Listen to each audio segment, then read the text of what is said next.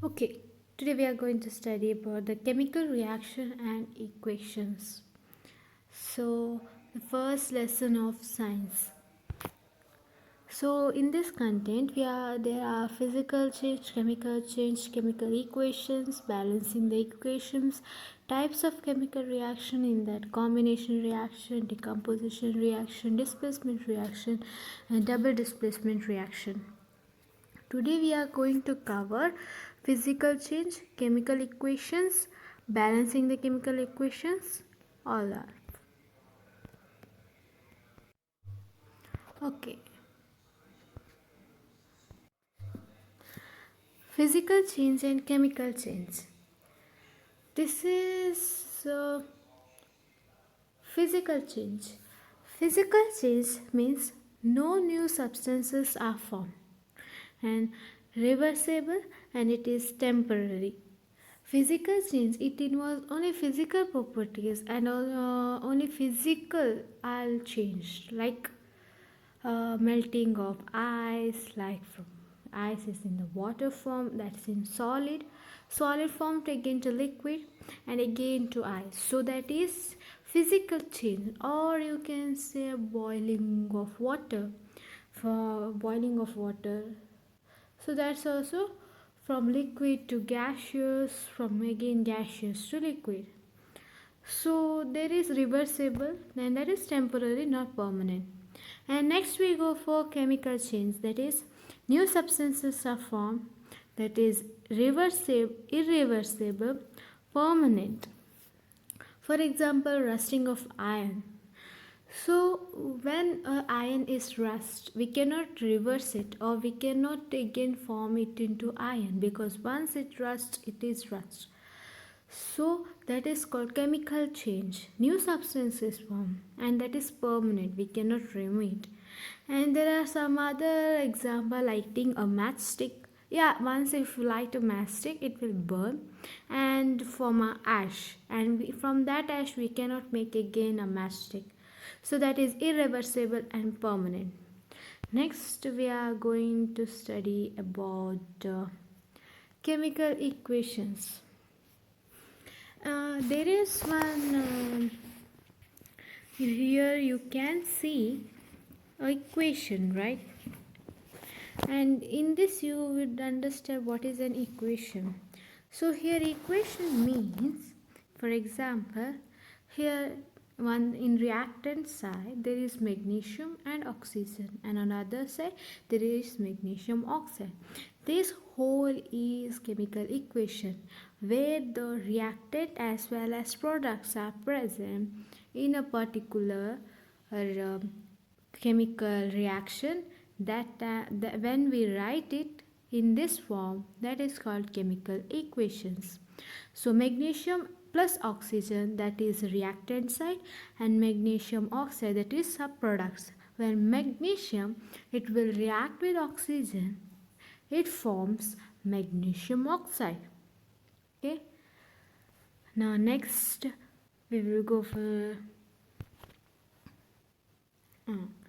here is another one concept, that is skeletal chemical equation. What is the skeletal chemical equations?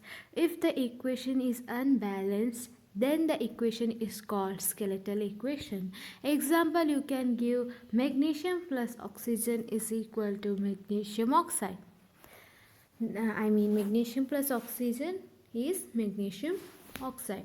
That is an unbalanced equation and that is known as skeletal equation. So then it should be balanced, the chemical equation, because the chemical equation should be balanced because to obey the law of mass. Again, what is the law of mass? So the equation is balanced. If not, then the equation is unbalanced because the mass is not the same on the both sides of equation. Such chemical equation is chemical equation for a reaction. So that is a skeletal chemical equation. An equation will be balanced when the number of the atom of LHS should be equal to the RHS. Okay. Now this is one small concept. it may be the chances of asking this question, what is skeletal chemical equation? The simple and easiest definition is the equation is unbalanced, then that type of equation is called a skeletal equation. And next we are going to balancing the chemical equation. So as you know, chemical equation is writing down the chemical reaction in form of equation. So that here in this zinc sulfuric acid, zinc sulfate, hydrogen. Zinc, when it reacts with sulfuric acid, it forms zinc sulfate and hydrogen. The first rule, we have to see the elements on the both the side, on the both LHS as well as on RHS. So let's list out which all elements are there. So first one is zinc, then hydrogen, then sulfur, then oxygen. We should list out it. Next we have to count how many number of atoms is present in zinc. So in zinc is 1, and on hydrogen it is 2, and sulfur is 1, and oxygen is 4. And on the same way we have to count the number of atoms in RHS. That is zinc is 1, S is 2, O is 4, and H is 2. So on the both number of atoms in LHS side as well as in RHS side are equal, so then the equation is balanced. We no need of balancing it. But the previous example, that is magnesium plus oxygen plus, that is magnesium oxide, so that is imbalanced. So here in LHS side, here and in RHS side, magnesium and oxygen I have listed it. Here in LHS side, magnesium is 1 and oxygen is 2, and on RHS side magnesium is 1 and oxygen is also 1. For balancing it, we need to do here is we need to add 2 on oxygen on RHS. That is, if I add 2 here, if I add 2 here in your magnesium oxide, then what will happen? When magnesium plus oxygen, it gives 2 magnesium oxide, and here the equation is balanced. So on the LHS side, magnesium is 1 and oxygen is 2, as well as on RHS side, magnesium is 1 and oxygen is 2. So now the equation is balanced. So this is how we do the balanced equation. And next, now let's try another one. So here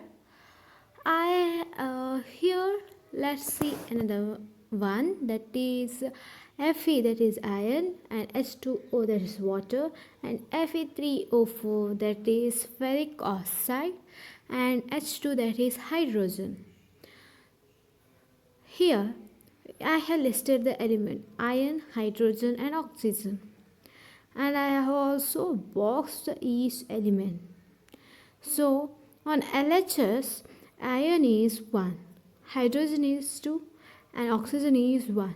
On RHS, iron is 3 and oxygen is 4 and hydrogen is 2. I have listed, and by observing LHS and RHS carefully, we can understand that they are unbalanced. So let's take next. If I add 4 in reactant side near H2O, see here, I added 4 near H2O. What will happen? I again listed the element, and here I have represented the boxes. I have put the boxes because you cannot write the number inside the box. You cannot change the number near Fe or near H2 below that. The near H2, that number you cannot change it. You cannot erase and write it. You should write the number outside the box. So I represent it like this. And here I have added 4 to H2O. What will happen? So iron it is 1 and hydrogen it becomes 4 to the 8 because H2O that is. So H has the before value 2. So when we have to multiply that. So 4 to the 8 and oxygen again 4. Once you write the number outside the box, that number is for both element as well as for hydrogen as well as for oxygen. And next on RHS side, number remains the same. Here oxygen is only balanced, rest two are unbalanced. Next, let's go for next. Here I added 4 in RHS side, that is product side in near H2. Again I added 4 in near RHS side H2. What will happen? So let's check. I have listed out the elements. On LHS side iron is 1, hydrogen is 8 and oxygen is 4. On RHS side iron is 3, hydrogen is 8. How hydrogen is 8? We added 4 near H2. So 4 to the 8 and oxygen is 4. And with only one element is unbalanced, that is iron. So let us add 3 in iron, that is on LHS side, that is 3Fe plus 4H2O, that gives Fe3O4 plus H2, that is iron plus water, it gives ferric oxide plus hydrogen gas. Now the equation is balanced. All the elements are balanced. See there, Fe on LHS side is 3 as well as on RHS is 3 and H on LHS is 8 and on RHS is also 8 and O on LHS is 4 and also in RHS is 4. So here the main is we need to check first, we need to check how we need to list out the elements and we to check how many number of atoms are present on LHS side and RHS side. If both they are same, then that equation is balanced. If they are different, then that equation is unbalanced.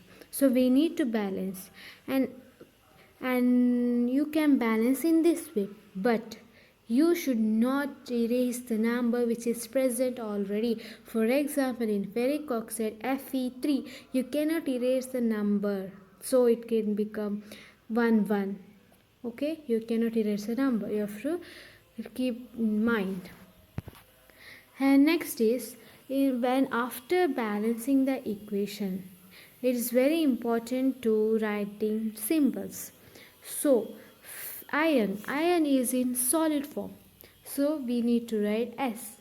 And water is in liquid form, we need to write L.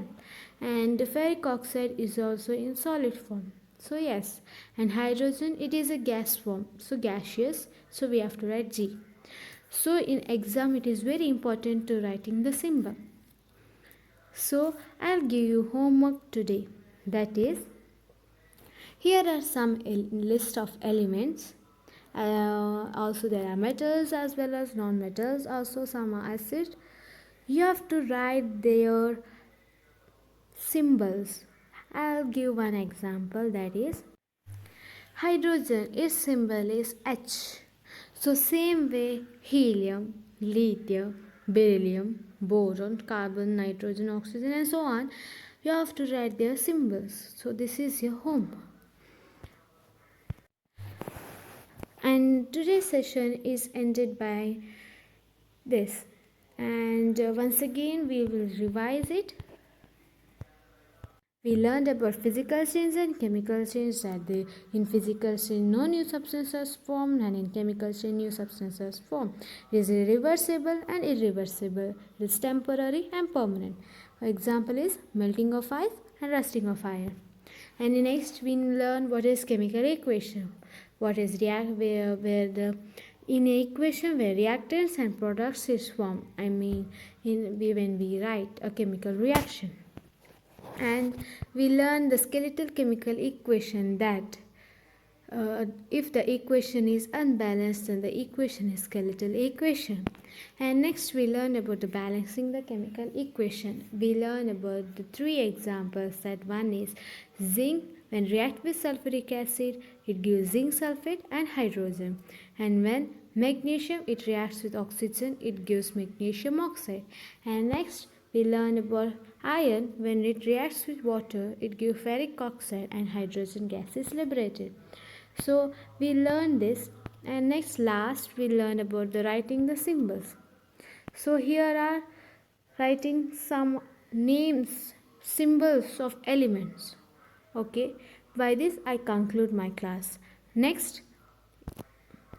next class we are going to learn about the types of chemical reactions, in that combination reaction and decomposition reaction. And in decomposition reaction there are three types that we are going to learn in next class. For now, thank you.